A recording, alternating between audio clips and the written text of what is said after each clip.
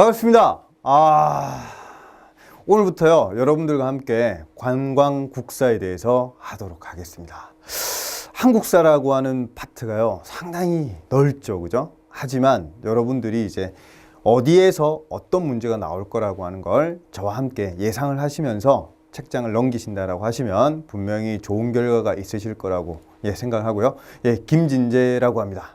만나 뵙게 돼서 반갑습니다. 네. 자, 지금부터 해서 여러분들과 함께 이번 강의는 OT 그리고 이제 선사시대 앞부분까지 해가지고 여러분들과 강의를 좀 꾸려봤는데요. 제가 이 손에 들고 있는 건 지휘봉이에요. 그래서 여러분들께 이제 설명 좀 드리고요. 그리고 이제 내용 자체가 너무 이제 중요하지 않는 부분에서 이제 내용은 많지만 시험의 기출도가 좀 없는 그런 부분들은 제가 좀 스킵해서 좀 넘어갈 거고요. 그리고 핵심이 꼭 요거는 중요하다 하는 부분은 제가 강조를 좀 크게 할 테니까요. 여러분들께서 그쪽은 집중적으로 나중에 복습까지 한번 해주시면 분명히 좋은 결과가 있으실 거예요. 자, 그리고 이제 관광국사 우리가 이제 같이 공부를 좀 하다 보니까 여러분들이 제일 궁금한 게 있죠. 어떤 부분이 제일 궁금하냐면 정치, 경제, 사회, 문화 중에서 어디에서 좀 힘의 주안점을 좀 둬야 될까 이런 고민을 좀 하실 건데요.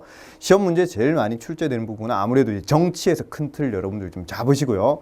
그리고 이제 경제 사회는 좀 가볍게 이게 무슨 말이다 이 정도만 좀 잡으시면 될 것 같고요.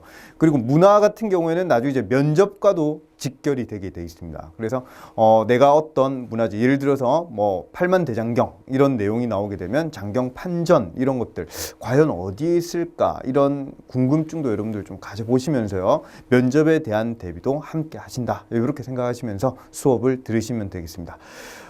복습은 제가 아주 강조는 하지 않는데요. 수업 시간에 여러분들이 흐트러지지 않게 처음부터 끝까지 좀 완강을 해주신다라고 하면 분명히 좋은 결과가 있을 거야. 자, 그러면 지금부터 해가지고 좀 한번 들어가 보도록 할게요. 자, 먼저 이제 우리나라 이 지도가 이렇게 나와 있는데요. 우리나라만 알아서는 안 되고요. 여러분들이 이 옆에 있는 중국 중에서도 나중에 요서, 산둥, 규슈, 나중에 규슈라든지 이런 지명, 그 다음에 이제 연해주라든지, 그 다음에 간도가 어디야? 공부 그냥 간도, 그 간도, 그죠? 간도라고 하는 지역이 어딘지. 만주벌판 달려 만주 그죠? 만주가 어딘지 이런 것들. 그리고 여러분들이 나중에 이제 나라 이름들이 나올 건데 나라의 수도가 중요하겠죠, 그죠? 그래서 그런 수도 지명 이런 것들을 좀 간단하게 OT에서 한번 좀 잡고요.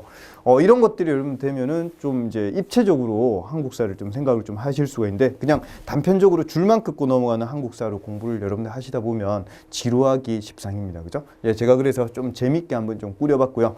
그리고 선사시대라고 하는 용어, 요거에 대해서 여러분들과 함께 좀 잡도록 하겠습니다. 자, 먼저 첫 번째로 이제 역사 지리 개관에 대해서 좀 여러분들과 한번 볼 건데요. 자, 첫 번째로 여러분들 이제 요동이라고 하는 용어가 나와요. 그죠? 자, 이쪽에 보면 강이 요렇게 흘러요. 자, 강이 이렇게 흐르는데 여기 이제 요하입니다. 자, 그러면 요하, 다른 말 랴오허 이렇게 얘기를 하죠. 그죠? 이 강의 왼쪽 편을 가르쳐서 여기를 이제 요서라고 그러죠. 자, 그 다음에 여기 요하의 오른쪽 편, 여기가 바로 요동이겠죠. 그죠? 자, 그래서 우리가 이제 요서, 요동 요런 개념을 좀 쓰는데요. 이걸 우리가 그냥 합쳐가지고 그냥 퉁 쳐서 뭐라고 부르냐고 하면 요령지방 이런 표현을 씁니다. 그래서 이런 용어가 나오면 여러분 여기구나 이렇게 보시면 되고요. 자, 또 하나 더 나중에 요쪽에 장성이 나와요. 그죠? 요게 이제 천리장성이에요. 천리장성은 두 번이 나오는데 한 번은 고구려가 세운 천리장성. 또 하나는 나중에 이쪽으로 세우는 고구려가 이렇게 세우는 고려가 이렇게 만드는 이런 천리장성 두 가지가 있다. 이렇게 좀 보시면 되겠고요. 자, 그다음에 이쪽으로 튀어나와 있는 이쪽 여기가 바로 산둥반도죠. 그죠? 산둥반도. 그럼 나중에 여러분들 이제 산둥반도 하다 보면은 여기에 뭐 장보고의 법화원이라든지 뭐 그다음에 이제 산둥반도를 공격했다. 발해의 장문유 장군이 나중에 산둥을 공격했다. 이런 내용이 나올 거예요. 그러면 산둥하고 요동하고 여러분들 헷갈리지 말라고 제가 지금 설명을 좀 드리는 거예요. 자, 그리고 이 요서하고 요동, 요령지방이라고 얘기했는데 여기 요하와 관계 있다. 그래서 요동, 산둥 이 두 가지 용어 여러분들 잘 기억하고요. 그 다음에 요서라고 하는 이 지역과 관계된 시험 문제가 한 3가지 정도로 나올 수가 있어요. 그건 이제 우리가 본강에서 설명을 좀 드리도록 할게요. 자, 그래서 이제 요서, 요까지 우리가 좀 잡아봤고요. 자, 그 다음에 연해주라고 하는 개념은 우리나라 이쪽 제일 오른쪽 끝부분, 그죠? 함경북도 제일 끝부분에서 이쪽을 좀 가다 보면은 블라디보스톡 들어보셨을 거예요. 그죠? 나중에 우리 근현대사 파트에서 이쪽 블라디보스토크 얘기가 좀 나올 건데요. 이쪽일 때 이제 연해주죠. 연해주. 자, 그리고 이제 만주라고 하는 개념은 상당히 넓습니다. 그죠? 이쪽이 다 이제 만주 지역인데요. 만주 지역 중에서 자, 그럼 제가 질문 한번 해볼게요. 지도가 잘 안 보이시겠지만 우리나라 제일 위쪽, 그 다음에 여기 두 곳. 과연 백두산은 어디 있을까요? 1번, 2번. 50%의 학생들이 주로 왼쪽이 백두산이다, 이런 얘기를 좀 많이 하시거든요. 여기는 우리나라에서 제일 추운 중강진이에요. 그러면 여기에 오른쪽에 여기 튀어나와 있는 여기가 바로 백두산인데요. 백두산을 경계로 해서 오른쪽으로 흐르는 이 강이 바로 두만강이죠. 그죠? 요렇게 흐르는 강이 두만강이고요. 이쪽으로 흐르는 강이 압록강이에요. 그죠? 압록강. 그래서 이 백두산을 경계로 해서 위쪽, 여기가 이제 북간도, 이런 표현을 우리가 좀 써요. 우리가 흔히 말하는 간도가 이 북간도를 얘기하는 거고요. 그리고 이 왼쪽 부분, 이쪽이 바로 서간도가 되겠죠. 자, 그래서 이걸 합쳐서 그냥 우리가 간도, 이런 표현을 좀 씁니다. 그리고 이 위쪽을 가르쳐서 우리가 표현할 때 여기를 이제 다 포함하는 이쪽 지역 다 합쳐서 이걸 우리가 만주, 이렇게 얘기를 하는 거죠. 자, 그래서 금방 얘기했던 것까지 한번 좀 정리를 해봤고요. 자, 그 다음에 여기 제일 끝부분이 여기 부산인데요. 부산에 그 태종대 들어보셨어요? 태종대는요, 신라의 왕 중에서 무열왕 들어보셨죠? 무열왕은 앞에 태종이라고 하는 용어를 붙여요. 김유신이라고 하는 아주 훌륭한 장군이 있었기 때문에 당나라에서 이제 태종이라 붙여도 된다, 이렇게 좀 허락을 한 건데요. 태종 무열왕의 놀이터가 바로 태종대예요. 예, 그래서 태종대라고 하는 개념이 그런 개념을 보시면 되는데요. 태종대에 가시면은 거기 이제 자살바위가 있어요. 많은 사람들이 자살을 옛날에 좀 했는데요. 그 자살바위에서 이 바닷가 쪽으로 한 32km 떨어진 지점, 여기에 맑은 날에는 여기에 스시마 섬이 보입니다. 이걸 우리가 대마도라고 얘기를 하죠. 그죠? 스시마 섬, 대마도. 나중에 우리가 이제 조선통신사를 좀 배울 건데요. 조선통신사는 여기서 출발해가지고요. 부산에 왔다, 부산에서 여기 갔다가 요렇게 해서 나중에 이쪽으로 에도까지 간다, 요렇게 좀 보시면 되겠고요. 자, 그래서 에도가 이제 도쿄라고 보시면 되겠어요. 원래 수도는요, 교토였는데 나중에 에도 막부가 되면서 옮겨온다, 이런 개념도 같이 좀 생각을 좀 하시면 되고요. 자, 그리고 이제 관동 대지진, 이런 표현이 좀 나오는데, 이 관동이라고 하는 개념은 일본의 이제 본토를 얘기를 하는 거예요. 그래서 이 관동 대지진이 1923년도에 일어났는데요. 요때 많은 사람들이 죽었는데요. 어느 나라 사람들이 죽었겠어요? 그렇죠. 우리 교포들이 많이 죽었죠. 그죠? 그래서 여기 보시면 이제 학살된 한국인의 이제 시체들, 이런 것들을 좀 여러분들이 보실 수가 있는데요.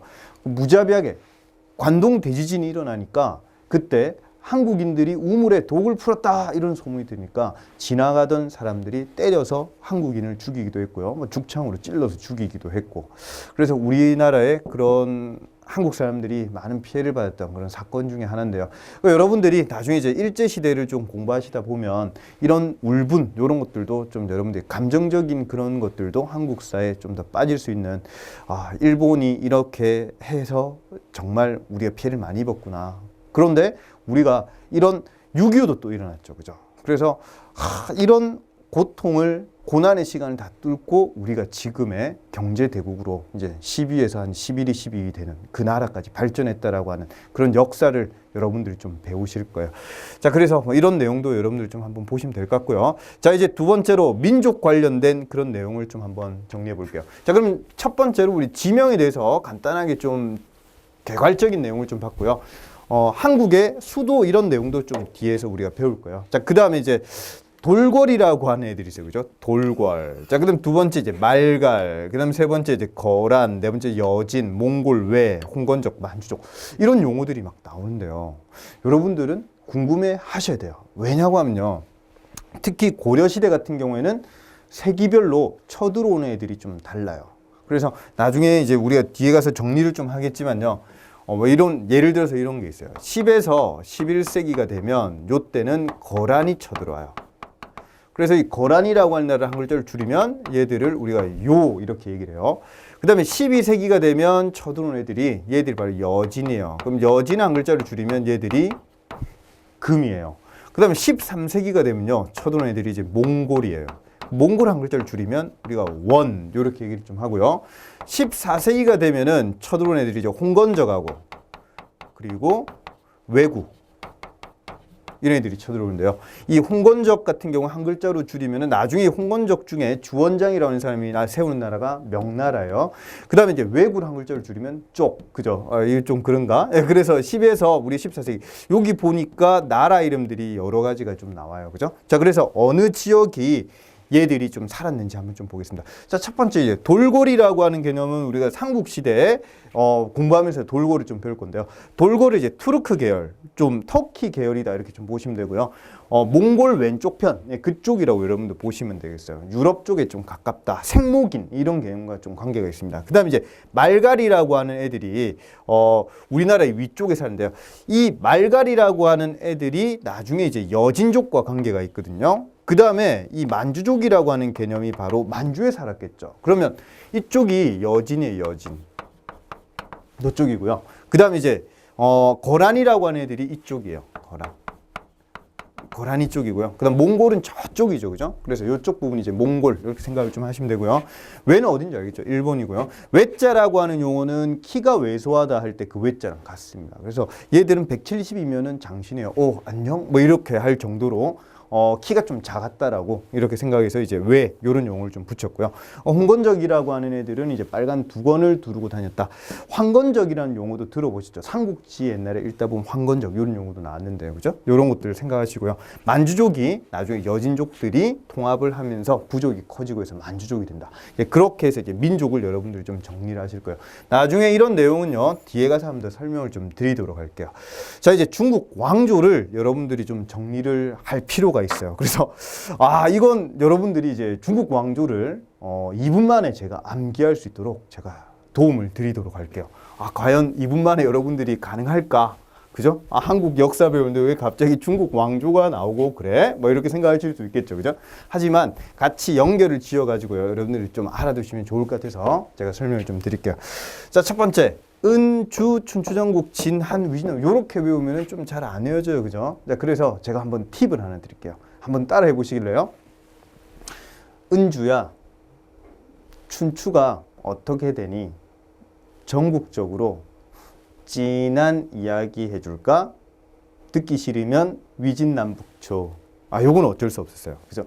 그리고 물 줄까? 설탕 줄까? 노래를 불러줄까? 원하니? 멍청아. 이렇게 좀 여러분들이 한번 외우신다라고 하면 이 순서가 잘 머리에 각인될 거예요. 자, 이 중에서 여러분들 이제 관계되는 내용을 한번 봅시다. 이 진나라, 그 다음에 이제 한나라. 그래서 이 진한 교체기에 나중에 오는 사람이 바로 위만이죠, 그죠? 위만과 관계 있다. 이렇게 좀 보시면 되고요. 그 다음에 이제 한나라의 나중에 이제 한나라의 무제에 의해 가지고 고조선이 멸망을 당하게 되죠. 그래서 관계가 있다. 이렇게 보실 수 있고요. 그 다음 위진남북조는요. 이 위초고 삼국지 읽어보셨잖아요. 만화도 봤고, 그죠? 그래서 위초고 중에서 위나라가 나중에 통일했는데 나라 이름을 진이라고 합니다. 그러면 이 진과 이 진은 다른 진이라고 보시면 되고요. 그 다음에 이제 진이 나중에 두 개로 나눠져요. 그래서 나중에 이제 밑으로 쫓겨 내려가죠. 그래서 위에 있던 진이 있고 나중에 오른쪽으로 가는 진이 있다 해서 전진, 그다음에 동진 이런 용어가 나오고요. 그리고 이제 남조하고 북조 이렇게 나눠지게 돼요. 그래서 위쪽에는 오랑캐 국가들이 세운 북조, 밑에는 중국 전통민족인 한족이 세운 그런 남조. 그래서 이제 남북조였는데 요걸 나중에 통일한 나라가 이제 수나라다. 이렇게 보시면 되겠죠. 그래서 수나라에는 황제가 2명밖에 안 나와요. 문제 쳐들어왔는데 문제 없었죠, 그죠? 그 다음에 이제 양제 2명이 나와요. 자, 그리고 이제 당나라가 얘기가 나오고요. 당나라가 이제 삼국 중에서 이제 삼국 통일과도 관계가 있죠, 그죠? 그리고 또 이 당나라 같은 당태종과 관계된 또 얘기들 이런 것들은 본강에서 설명을 좀 드릴게요. 자, 그리고 이제 송나라가 고려시대죠, 그죠? 그리고 이제 송나라 중간에 이제 몽골 간섭기 이런 내용들 들어보셨을 거예요. 그래서 원나라가 7번 쳐들어오는데 나중에 그런 내용들. 그리고 이제 이때는 이제 고려시대와 관계 있다. 이렇게 보시면 되고요. 그 다음에 이제 명나라와 청나라는 조선과 좀 관계가 있죠. 그죠? 그래서 이제 명나라와 청나라의 교체기 이 기간 동안에 이제 임진왜란이 일어났었고요. 그리고 이제 청나라가 나중에 되면서 병자호란 이런 것도 일어났다라고 이렇게 보시면 되겠죠.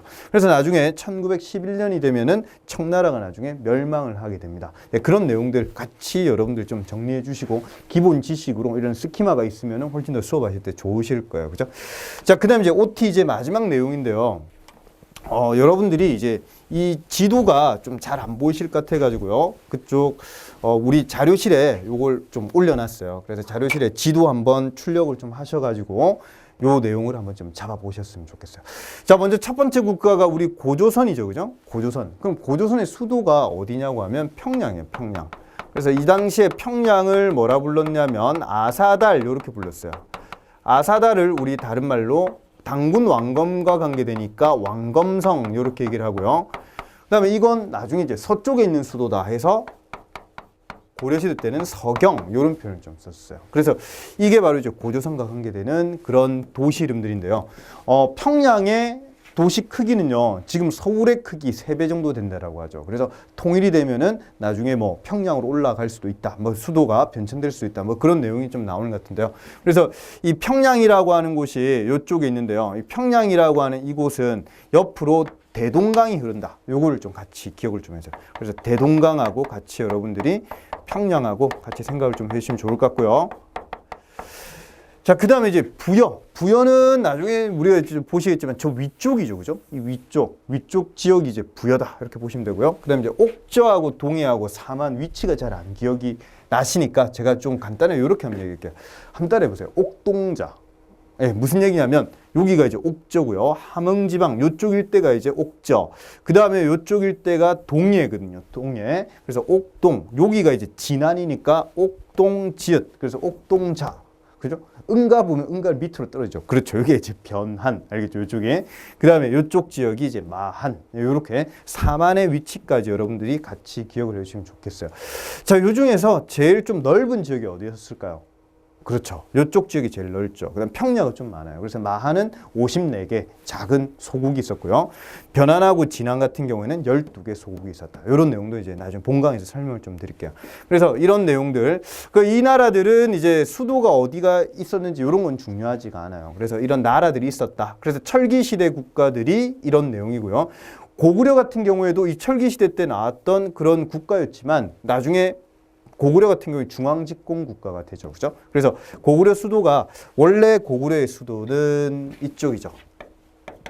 졸본 들어보셨죠? 그죠? 국내성. 네, 이쪽 일대였었는데 이쪽에서 나중에 장수왕 때 옮겨 내려가요. 나중에 본강에서 이제 좀 더 구체적으로 설명을 좀 드리고요. 그래서 이제 국내성에서 이대 임금 유리왕 때 졸본에서 국내성 옮겼고요. 나중에 장수왕 때 평양으로 옮겼다. 이게 이제 고구려 관계됩니다. 자, 그 다음에 고구려 이제 했고요. 자, 그 다음 백제 얘기해봅시다. 백제 같은 경우에는 수도가 크게 세 곳이죠. 첫 번째 이제 위례성. 그 다음에 이제 웅진. 그 다음에 이제 사비. 예, 요렇게 옮겨져 가는데요.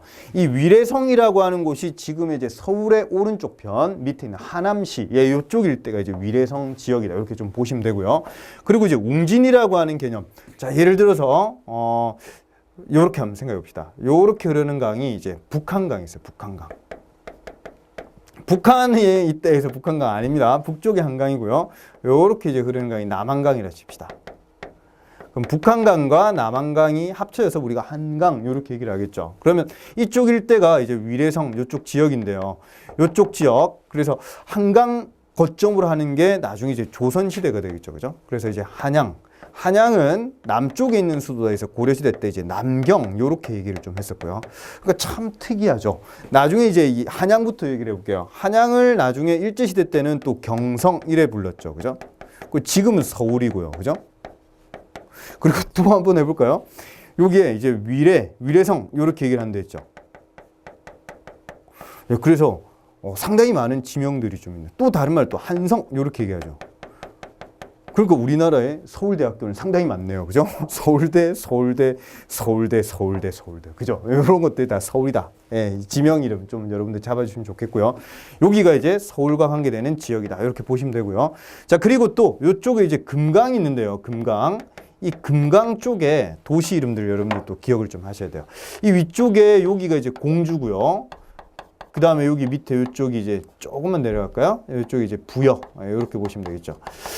그러면 여기 얘기하는 이 웅진이 바로 공주고요. 그 다음에 여기 사비 여기가 바로 부여가 되겠죠. 그래서 이런 도시로 이제 옮겨져 갔다. 이렇게 좀 보시면 되는데요. 슬픈 얘기를 한번 해볼게요. 이 평양에 수도를 옮겼던 왕이 이제 장수왕인데요. 장수왕이 남진 정책을 해가지고 이쪽을 완전 털었죠. 그래가지고 이때 백제왕이 괴로웠어요. 그래서 그 왕 이름은 칼 맞으면서 이렇게 죽었죠. 괴로왕. 그 왕은 이제 괴로왕이었어요. 그래서 괴로왕이 죽고 난 다음에 이제 문주왕 때 밑으로 이제 옮겨 내려가는 거죠. 그래서 공주 지역에 계속적으로 있다가 나중에 이제 성왕이 돼가지고요. 성왕 때 되니까 좀 더 이제 부흥을 한번 좀 시켜봐야 되겠다. 공주 지역과 부여직을 한번 보면 공주는 터가 좀 좁은 편이에요. 한번 가보셔도 좀 느끼시겠지만 좀 터가 좀 좁은 편인데요. 부여는 좀 넓은 벌판이 있거든요. 그래서 이쪽으로 나중에 성왕이 옮겨온다. 이런 내용도 시험에 기출도가 있으니까 백제 수도 변참 이런 것들 좀 기억을 좀 해주셨으면 좋겠어요. 자, 그다음에 신라의 수도는 이쪽이죠, 그죠? 그래서 우리가 이제 경주 얘기를 하는데 경주가 옛날에 이제 서라벌 이렇게 얘기를 했던 거예요. 서라벌이 셔벌이 되고 셔벌이 서울이 됐다라고 하는 그런 어원이 있어요. 그래서 서울이라고 하는 말은 원래 수도라고 하는 뜻의 서라벌에서 왔다. 이렇게 좀 보시면 되겠고요. 자, 가야 하면은 육가야가 있죠. 육가야 중에서 가야 크게 우리 딱 두 가지만 기억합시다. 첫 번째는 금강가야가 있고요. 금강가야. 두 번째가 이제 대가야가 있는데 금강가야 같은 경우에는 도시 이름이 지금의 이제 김해와 관계가 있죠. 그 다음에 대가야 같은 경우에는 이제 고령과 관계가 있습니다. 그래서 여러분들이 한번 여행 가보시면 김해 가시면 가게 이름이 뭐 금관 막 이런 게 많고요. 그 다음에 고령에 가면 대가야 막 이런 게 많아요. 그래서 이런 게 참 재밌죠. 그죠? 그래서 금강가야, 대가야. 나중에 이 금강가야가 핵심 지역이었었는데 나중에 이제 광개토 대왕의 원정 때문에 세력을 잃어가지고 대가야 쪽으로 세력의 균형이 옮겨져 간다. 이런 내용이 나중에 나오고요. 그 다음에 금강가야는 나중에 버풍왕 때 멸망되고 대가야는 진흥왕 때. 요거는 이제 본강에서 우리가 설명을 좀 드릴게요. 자, 그 다음에 이제 후고구려 얘기를 좀 드렸는데요. 후고구려 같은 경우에는 나중에 이제 이름이 바뀌죠. 이게 이제 요렇게 한번 생각해 봅시다. 후고구려가요. 나중에 이제 마진이 되고요. 마진이 나중에 이제 태봉이 돼요. 이렇게 됐다가 나중에 왕건에 의해서 나라가 세워지는데 이게 이제 고려가 되거든요. 그러니까 후고구려와 고려는 관계가 있다. 여러분 생각을 좀 하시면 되고요. 왕건의 취미가 뭐냐면 지나가다가 마차 타고 가다가 이쁜 여자 가마 타고 가다가 이쁜 여자 있으면 막 태우는 거예요. 야, 타! 막 이렇게 하는 거거든요. 그래가지고 옆에 앉아있던 왕비가 이제 정원이 찼으니 고마 태우고 갑시다. 이렇게 얘기를 했어요. 뭐라고 했다고요? 고마 태우고. 그래서 고마 태고. 이렇게 외워주시면 순서가 정리가 되겠죠. 그죠? 나중에 이런 순서 물어보는 문제도 나온다. 이렇게 좀 보시면 되고요. 이 후고구려의 수도가 원래는 송악이었어요. 송악. 송악이 어디냐고 하면 지금의 이제 개성이죠. 그죠? 개성의 다른 이름이 개경이었죠. 그래서 이 개경이 나중에 이제 고려의 수도가 되는데요. 이거와 관계가 있다. 이렇게 좀 보시면 되겠어요. 자, 그 다음 후백제와 관계되는 지명 한 곳. 비빔밥 하면 어디 생각나세요? 그렇죠. 그런 건 잘 아시잖아요. 그죠? 전주죠. 그게 이제 완산주라고 보시면 되겠어요. 요게 이제 지금의 전주다. 이렇게 여러분들 정리를 하시면 되겠죠. 자, 그렇게 해서 이제 도시 이름들을 우리가 좀 정리를 해봤는데요. 여기서 조금 더 세부적으로 이제 하나만 좀 더 정리를 하고 갈게요. 자, 아까 우리가 배웠던 내용이 여기서부터 출발해서 요렇게 흐르는 이 강이 압록강이라고 했죠. 그죠? 그리고 여기에서 요렇게 흐르는 강이 이게 이제 두만강이라고 얘기를 좀 했고요. 그리고 요쪽이 대동강이라고 했죠. 요쪽이 한강이었고요. 요쪽 금강 얘기했죠. 그럼 이제 강 두 개만 딱 한번 봅시다. 첫 번째로 이쪽으로 흐르는 강이 있는데요. 이 강은 비가 죽일 듯이 많이 온다. 그래서 살수예요. 그래서 살수대첩 들어보셨죠? 요게 이제 청천강이라고 이렇게 보시면 돼요. 청천강. 청천강 중상류는 지금도 다우지예요. 비가 좀 많이 오는 그런 지역이고요. 자, 그리고 두 번째로 이쪽으로 흐르는 강을 한번 좀 봅시다. 여기가 바로 낙동강이죠. 남한과 북한을 다 합쳐서 가장 우리나라에서 긴 강은 압록강이에요. 압록강이 1위예요. 1위. 2위가 어디일까요? 그렇죠. 2위가 낙동강. 한강이 아니고요. 낙동강이 더 길다. 이렇게 태백 지역에서 이제 발원해가지고 거기서 이제 출발해서 오거든요. 예, 그렇게 좀 보시면 되겠어요. 자, 그래서 이런 뭐 도시 지명이라든지 이런 것들은 우리가 이제 본강 수업을 할 때 좀 더 구체적으로 설명을 좀 드릴게요. 그래서 큰 강들 여러분들이 좀 한번 기억을 하시고요. 도시 지명이라든지 이런 것들을 여러분들 한번 좀 잡아주시면 좋겠어요. 자, 여기까지 해가지고요. 우리가 OT를 했는데, 자, OT 시간이 거의 한 25분 정도 됐는데요. 여러분들이 좀 도움이 많이 되셨는지 잘 모르겠네요. 예, 그래서 OT를 좀 여러분들 한번 딱 보시고 난 다음에 아, 이런 지명들이 있구나. 아, 그래서 요렇게 좀 공부를 해 나가야 되겠다. 예, 이런 생각을 여러분들 좀 가지셨으면 좋겠어요. 자, 그러면 이제 본격적으로 한번 들어가 봅시다. 선사시대의 전개. 자, 우리나라의 선사시대. 여기서요, 시험 문제 나온다라고 하면 한 문제 나올동 말동 하겠죠. 그죠? 그러면 여러분들이 이 선사시대 때부터 힘을 다 빼시지 말고요. 뒷부분에 가가지고 이제 제가 좀 구체적으로 설명을 좀 드리는 그 부분에서 여러분들이 힘을 꽉 써주세요. 자, 그러면 지금 이 부분은요, 우리나라 사람들이 제일 잘하는 시대가 어디냐면 선사시대예요. 그죠? 그래서 구석기, 신석기 이러고 너무 잘하시잖아요. 그죠? 저는 여기에서 힘을 안 뺄게요. 네, 그러면 간단하게 이것만 딱 봅시다. 선사의 반대말이 뭘까요? 역사겠죠. 그죠? 그럼 역사라고 하는 말과 선사의 차이점 뭐냐면 이렇게 봅시다. 자, 이 글자가 어떻게 해서 만들어졌느냐면 이게 역사 사자죠. 기록할 사자인데요. 이런 관역이 있었어요. 관역에서 저쪽 멀리에서 이제 활을 쏘는 사람이 있었죠. 그래 궁수가 이렇게 활을 확 쏘는데 활이 명중 팍 된 거예요. 그래서 옆에 있던 이제 깃발 흔드는 사람이 명중이요 이러면서 흔들었던 거예요. 그래서 이 글자가 만들어졌다. 그래서 기록을 했다. 이런 개념이 여기에서 온다. 이렇게 보시면 되는데요. 그래서 기록을 하기 위해서는 문자가 있어야 되겠죠. 그죠? 그래서 문자가 있고 없고의 차이를 우리가 가지고 선사와 역사 이렇게 구분한다. 보시면 되는데요. 선사와 역사의 가장 큰 건 문자인데요. 문자는 언제 등장하느냐? 청동기 시대 때 등장하죠. 자, 그럼 한번 생각해 봅시다.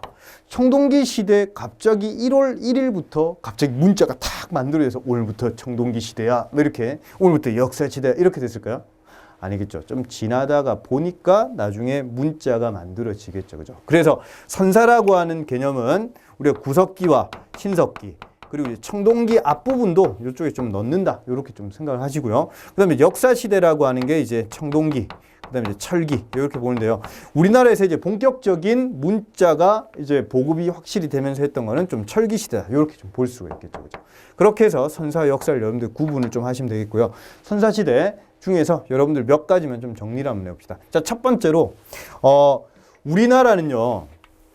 그러면 우리나라의 문화권이라고 하는 개념은 그러면 어디에서 왔느냐 이런 것들을 한번 생각을 해봅시다. 간단하게 우리는 만주 지역에서 많이 내려왔어요. 사람들이. 그죠? 그래서 중국 계열하고 만주 지역에서 내려온 우리 계열하고는 좀 달라요.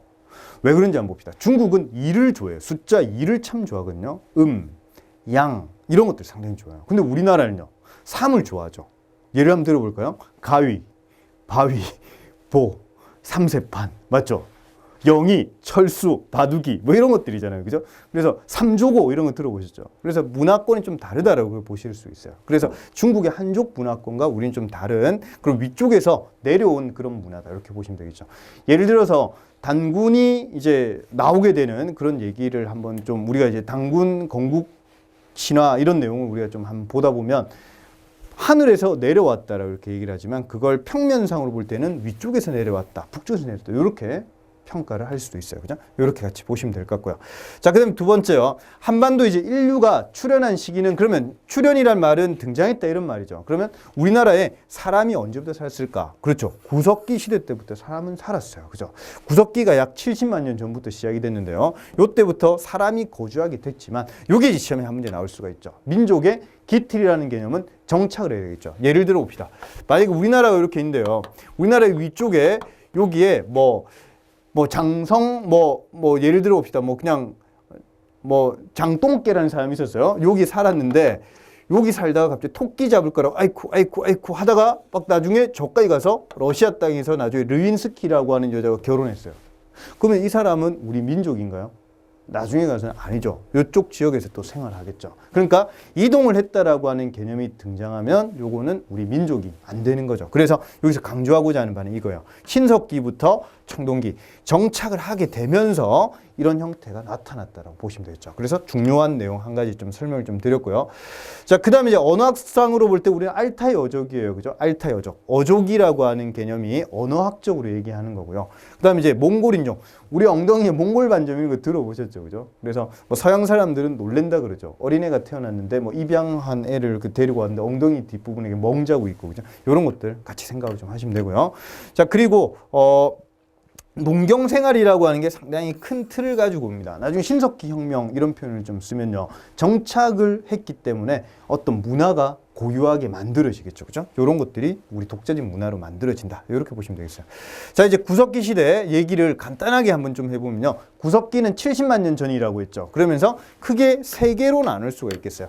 구석기는 뗀석기예요. 이런 거를 그냥 탁 던져가지고 날카로운 부분이 탁 쪼개지면 그거 가지고 지나가는 멧돼지 대가리 찍죠. 아, 대가리라니까 좀 그렇나요? 그래서 머리를 좀 찍죠. 그죠? 그래서 이게 바로 찢개죠. 찢개. 그 다음 찌르면요. 찌르개죠. 긁으면 긁개고, 밀면 밀개고죠. 요런 도구를 하나로 처음에 사용했죠. 그게 바로 여기서 얘기하는 주먹도끼, 주먹도끼. 자, 그래서 약간 좀 더 어렵게 나오면요. 이렇게 생각할 수 있어요. 주먹도끼는요, 나중에 그림 한번 보실 건데요. 주먹에 그냥 확 쥐고 그냥 다목적으로 사용하는 그런 만능 도구다. 이렇게 보시면 되는데요. 이 주먹도끼가 형태가 이렇게 뭉퉁한 게 있고요. 나중에 이렇게 좀 넓적한, 그러니까 좀 날카롭게 이렇게 생긴 이런 형태, 이런 주먹도끼가 있었어요. 그래서 이게 아슐리안 주먹도끼라고 하는 게 있었는데 요거는 인도 왼쪽 부분으로만 있을 것이다. 아시아 지역 중에서 한국이라든지 이런 지역은 없을 것이다. 이렇게 생각을 했는데요.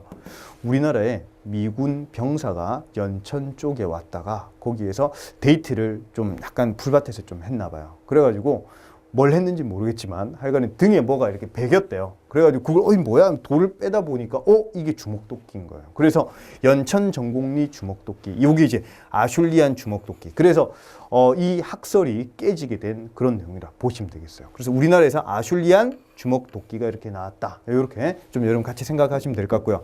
그러면 처음에는 하나 가지고 다목적으로 사용하다가 두 번째로 가서는요, 이제 큰 몸돌에서 떼어낸 그런 조각난 돌, 이걸 이제 격지라고 하는데 이걸 잔손질해서 석기로 제작을 했다. 이런 개념이 좀 되겠고요. 그다음 후기 같은 경우에는 나중에 돌에 틈박아 가지고 계속 긁어 가지고 날카롭게 만드는 그런 형태. 요건 이제 쐐기 요런 내용이 나요. 그래서 격지하고 쐐기 요런 용어가 이렇게 나오는데요. 나중에 여러분들이 이제 후기 모양 승배 찌르기를 한번 보시면요. 정말 이거는 구석기 시대 도구인가? 이런 생각이 날 정도로 상당히 날카로워요. 그게 이제 승배 찌르개거든요. 그래서 전기, 중기, 후기 중에서 전기, 후기 이 두 가지 주먹도끼와 승배 찌르개 여러분들 좀 잡아주시면 될 것 같고요. 자, 그렇게 해서 이제 주먹도끼 같은 경우 이렇게 생긴 거죠. 그죠? 여기 이제 승배 찌르개인데 좀 더 날카롭게 생긴 이런 것들도 있죠. 그죠? 70만 년 전이다 보시면 되겠고요.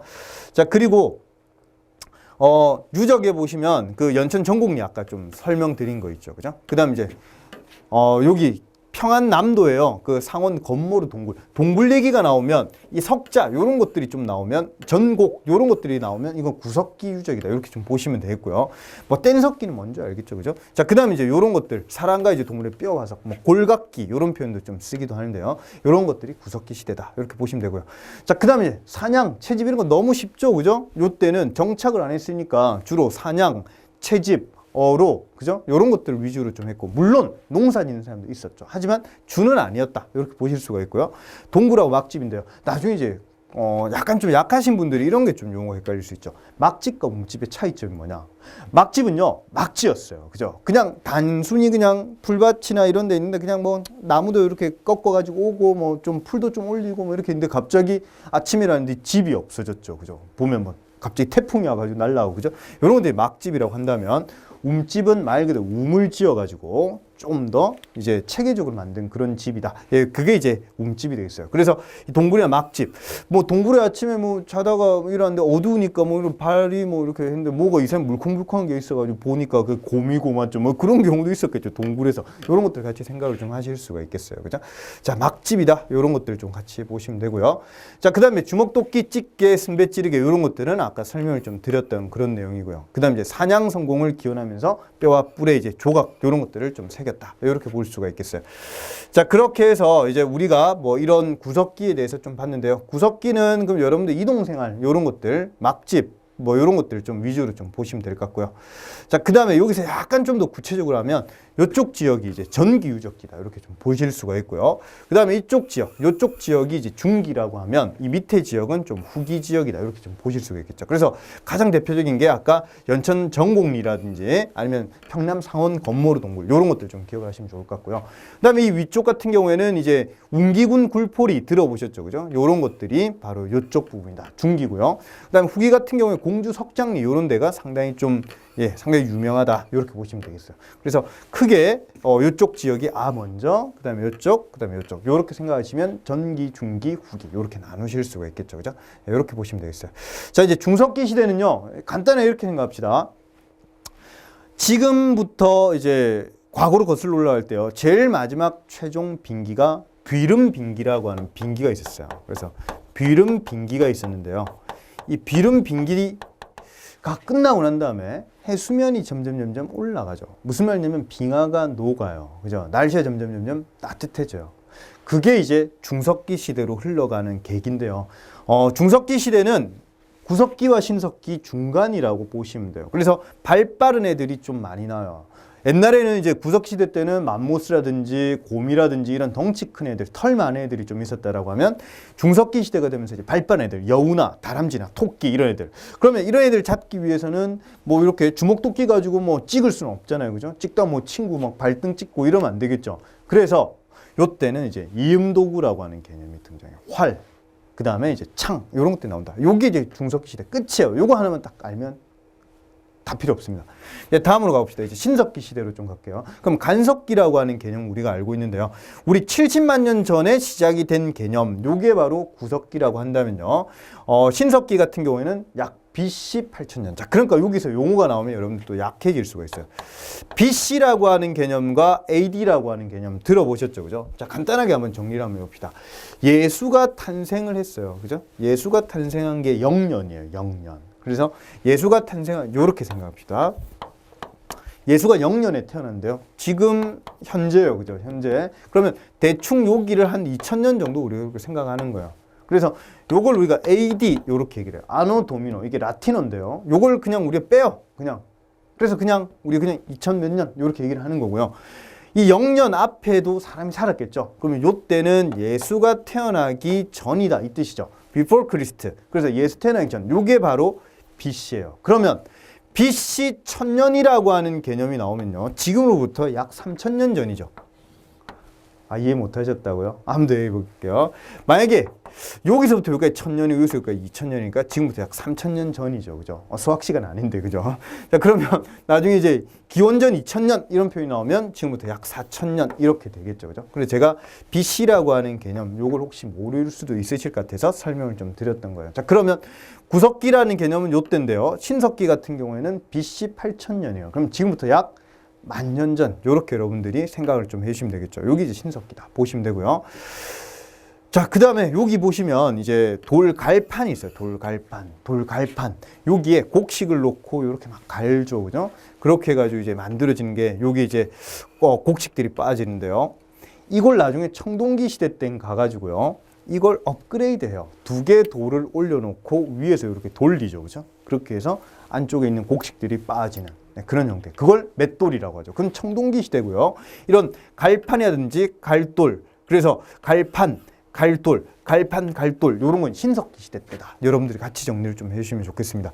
한 가지 더. 그래서 어떤 사람이 청동기 시대 때 맷돌을 자꾸 빌리러 오니까 그때 위에 있는 손잡이 이렇게 탁 뺐죠. 그래가지고 얘가 어처구니가 없네. 그래서 이 손잡이가 어처구니예요. 이런 것들도 같이 좀 알아주시면 좋겠죠, 그죠? 자, 그래서 신석기 시대 때 모양을 우리가 좀 볼 건데요. 그러면 이때도 한번 생각합시다. 이동을 하다 정착하는 사람들이 갑자기 BC 8000년 전 1월 1일, 야, 오늘부터 우리 신석기야, 다 정착하자고. 그래. 뭐 이렇게 됐을까요? 아니겠죠. 어떤 사람은 어로도 하고, 그다음 어떤 사람은 채집도 하고, 어떤 수렵도 하고, 막 이래저래 하다가 농사 지내는 사람이 있는데, 농사 지는 사람은 좀 더 안정적이에요. 그죠? 그러니까 사람들이 농사를 지속적으로, 계속적으로 하다 보니까 농경 인구가 늘어나게 되겠죠. 그게 신석기다. 이렇게 좀 보실 수가 있을 거예요. 자, 그런 내용들이고요. 자, 그 다음에 여기 토기 이름을 잠시 한번 봅시다. 요 중에서 여러분 하나만 딱 알면 좋은데요. 몇 가지도 더 한번 봅시다. 자, 첫 번째로 빗살무늬 토기라고 하는 개념. 요게 신석기 시대 이제 중기 때부터 이제 대세였던 그런 토기인데요. 한번 보세요. 손에다 이렇게 들고 다닐 수는 없잖아요. 그죠? 땅에다 파묻었다는 말이죠. 그럼 요거 같이 여러분 정리하셔야 될 거. 강가나 해안가는 땅이 무르잖아요. 거기에 말 탄 사람이라든지 아니면 좀 무거운 사람들 지나가면 갑자기 이런 토기를 놔두게 되면 이게 막 자빠지겠죠. 그죠? 그래서 땅에다 파묻자 해서 거기에다가 이제 땅에다 파묻는 요게 바로 빗살무늬 토기가 되었고요. 민무늬 토기라고 하는 개념은 청동기에 나오는데요. 이름 민무늬니까 요 같은 경우에는 신석기다. 이렇게 정리를 하시면 되고요.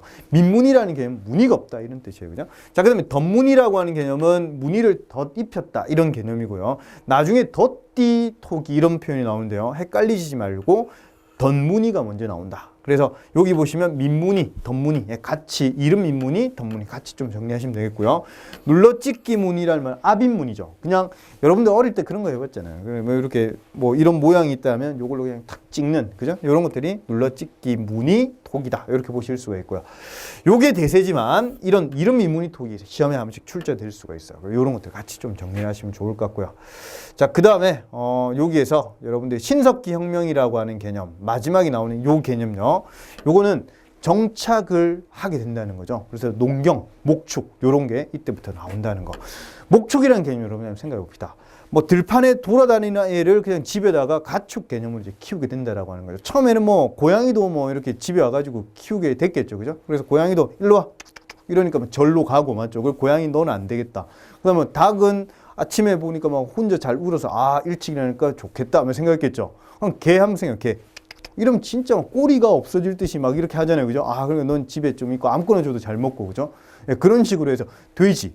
돼지는 얘 많이 처먹어서 안 되겠어. 너는 좀 다른데 나는 뭐 키우겠으니까 다른데 보내. 뭐 이런 식으로 생각했지만 돼지고기를 먹어보니까 또 맛이 있죠. 그죠? 그래서 집에서 키우기도 했고, 소.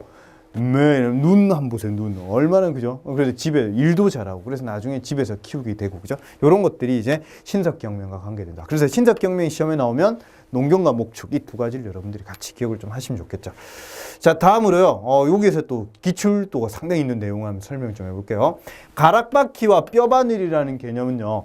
요거 가지고 이제 옷이라든지 그물을 만들었어요. 그래서 요게 상당히 중요합니다. 가락바퀴, 뼈바늘은 옷, 그물 이런 것들 만드는 그런 거와 관계 있다. 직조 생활했다. 이렇게 보실 수가 있고요. 자, 그다음에 이제 움집이라고 하는 개념이 이제 원형 형태가 상당히 많고 모서리가 둥근 형태가 신석기 시대 때는 좀 많았는데요. 구석기하고 신석기하고 청동기 비교해 보면 이런 형태라고 보시면 돼요. 자, 요게 만약에 신석기 시대 때고요. 요게 만약에 청동기 시대 때라고 한다면 거의 청동기 시대 때는 지상가옥화가 돼요. 거의 집이요. 그런데 신석기 같은 경우에는 거의 반지하예요. 반지하. 이런 식으로. 땅이 무르니까 강가나 해안가는 땅이 파기 좋겠죠. 그죠? 그래서 신석기 시대 때는 이런 형태고요. 요건 우리가 옆에서 봤을 때고 위에서 봤을 때는 신석기 시대 때는 주로 보면 원형이 많았어요. 원형. 아니면 모서리가 둥근 네모형. 이런 게 좀 많은데요. 여기에서 이렇게 민다라고 한번 생각해 보세요. 그러면 요때는 한 4인 정도가 주였다라고 하면 여기에서 한 5인에서 한 8명? 뭐 이 정도 좀 더 인구가 늘어났죠. 그러니까 집의 크기가 커졌다라고 하면 지금 요건 이제 위에서 본 모양이에요. 알았죠? 그래서 지금의 여러분들 집에 혹시 부엌이 중앙에 있는 분 계세요? 그래서 부엌이 중앙에 있어가지고 엄마가 아침에 철수야 밥 먹으라, 여보 밥 먹으라 막 이래서 막 돌면서 이렇게 하는 경우가 없죠? 그럼 지금은 부엌이 쪽 구석에 주로 있잖아요. 그죠? 이런 형태의 청동기와 관계 있다. 이렇게 보시면 되고요. 신석기는 이쪽이 화로가 있었겠죠. 그죠? 이렇게 같이 정리를 좀 하시면 되겠어요. 자, 이런 것들이 이제 청동기와 신석기의 움집 모양인데요. 예, 이런 것들이 주로 이렇다. 이렇게 좀 보시면 되겠고요. 자, 그 다음에 여기에서 이제 마지막 내용이네요. 신석기 시대 이제 삶에서요. 여러분들 이제 영혼 숭배 사상. 지금도 집에 신주 딴지 모시고 하는 분들 있죠. 그죠? 그래서 그런 것들이 요때 나왔고요. 그 다음에 이제 토테미즘하고 샤머니즘, 애니미즘, 요걸 여러분들 좀 잘 틀리는 것 같아서 제가 설명을 좀 한번 드릴게요. 자, 첫 번째로, 토템이라고 하는 개념하고요. 애님이라고 하는 용어를 여러분들이 좀 분류를 잘 하셔야 돼요. 자, 첫 번째로 이렇게 봅시다. 자, 요런 용어가 있어요. 애님이에요. 그죠? 애님. 이 말의 뜻은 원기를 불어넣다, 활력을 불어넣다 이런 뜻인데 여기에서 이렇게 용어를 만든다라고 하면 애니메이션이 되겠죠. 그래서 애니메이션 한 장 한 장 막 이렇게 갈 때마다 탁탁 넘기면 살 움직이는 것 같잖아요. 그죠? 그럼 이거와 관계된 게 그게 바로 애니미즘이에요. 애니미즘. 그럼 요건 자연 숭배 사상 이런 것들이라고 보시면 돼요. 그 다음에 토템이라고 하는 개념, 요게 이제 동물이에요. 그래서 애니멀하고 토템하고 자꾸 헷갈리시는 것 같아서 애님이에요. 요거 애니멀과 관계 없습니다. 요게 바로 토템이에요. 요게 토테미즘이에요. 그럼 요게 이제 동물인데요. 동물 숭배하다가 나중에 식물도 같이 집어넣죠. 요런 게 이제 동식물 숭배 사상. 요런 것도 생각하시면 되고요.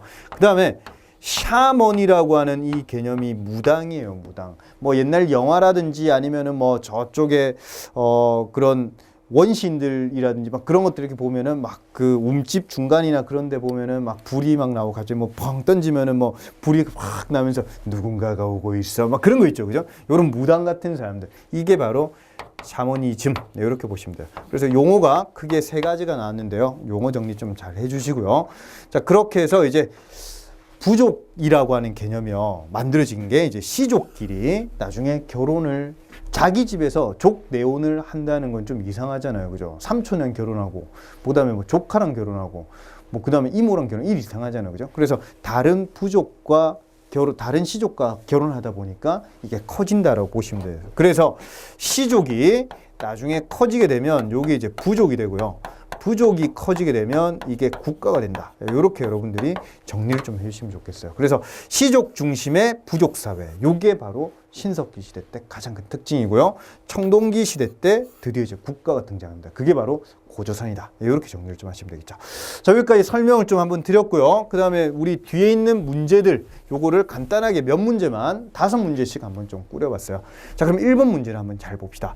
보니까 아까 발 빠른 애들이 등장했다. 이게 빙하기가 끝나고 이런 내용이 나오면 요거는 바로 중석기가 되겠죠. 그죠? 예, 요렇게 정리를 하시면 되겠어요. 자, 그 다음 2번 문제 한번 볼까요? 구석기 시대 특징으로 옳지 않은 거예요. 그죠? 1번에 동굴 막집. 2번에 토기. 이거 신석기네. 그죠? 답은 2번이네요. 그죠? 3번, 4번 읽어보시면 되는데요. 구석기와 신석기의 공통점이 있어요. 이 공통점은 평등사회라고 하는 거죠. 그래서 이게 시험에 나오면 잘 낚여요. 그러니까 이런 걸 잘 들으셔야 돼요. 신석기 시대 때 부족장이란 개념은 있었을까요? 그렇죠. 계급이 없었지만 있었죠. 연장자가 농사를 잘 짓는다든지, 그죠? 이런 사람들이 이제 부족장 개념인데 계급과는 관계가 없다. 이렇게 여러분들이 정리를 해주시면 돼요. 자, 그 다음에요. 이제 5번 문제 한번 봅시다. 신석기 시대 사회에 옳은 것은 물어봤는데 1번 우경이론하는 이제 변홍사가 나왔다. 변홍사라고 하는 개념은 청동기 시대 때 나옵니다. 그래서 이런 거 정리 잘 하셔야 돼요. 변홍사는 청동기인데요. 신석기 시대 때는 주로 잡곡이라고 하면 청동기 시대 때는 그럼 뭘까요? 역시 잡곡이 위주였어요. 수수, 피 이런 것들 있죠. 그러면 변홍사를 일부 저습지에서 했지만 시작은 청동기지만 본격적으로 청동기 때 했던 건 아니다. 이렇게 여러분들이 정리를 좀 하셔야 돼요. 그 다음 우경이라는 개념은요, 소를 이용해서 깊이 가리하는 건데 철기 시대 때 나온다. 이렇게 보시면 되겠어요. 자, 이번에 계급 군장, 그죠? 요거 이제 청동기겠네요. 3번에 움집, 취사 난방을 위해서 화덕, 요게 중간에 있었다. 정착, 이게 답이 되겠네요. 그죠? 자, 선민사상, 선택받은 민족이다. 청동 시대 때 나오는, 우리도 하늘에서 내려왔잖아요. 그죠? 이런 것들이 전 세계적으로 건국 설화에 보면은, 신화에 보면 다 나오는 그런 내용이에요. 답은 그래서 3번이 되겠네요. 그죠? 자, 그 다음에 8번 문제 한번 봅시다. 시대순으로 바르게 나열한 거 물어봅니다. 1번은 옆에다 적어주시면 좋겠죠. 그죠? 빗살문이 나왔으니까 요건 신석기. 요거는 구석기. 요거는 청동기가 되겠네요. 자, 그러면 니은, 기역, 디귿이니까 답은 3번이 되겠네요. 그죠? 자, 오늘 마지막 문제인 것 같네요. 그죠? 신석기 시대에서 시족사회에서 부족사회로 발전이 된 요인이라고 하는 개념. 1번, 지배, 피지배 아니죠. 그죠? 1번, 시족 간의 족, 외혼을 통해서 부족 공동체 형성. 2번이 답이 되겠네요. 그죠? 3번 전쟁 정보활동 이런 것들은 청동기부터 나오고요. 그다음 폐쇄적인 이런 개념은 아니다. 그죠? 답은 그래서 2번이 되겠네요. 자, 여기까지 해서요. 여러분들과 1강을 한번 꾸려봤는데 시간이 조금 됐지만 OT와 그다음에 이제 선사시대를 같이 엮어가지고 여러분들과 한번 해봤어요. 제가 세부적인 내용을 좀 더 이렇게 살려놨는데요. 그건 조금 더 뒤에 가서 좀 더 재밌게 강의를 꾸리도록 하겠습니다. 예, 수고 많으셨습니다.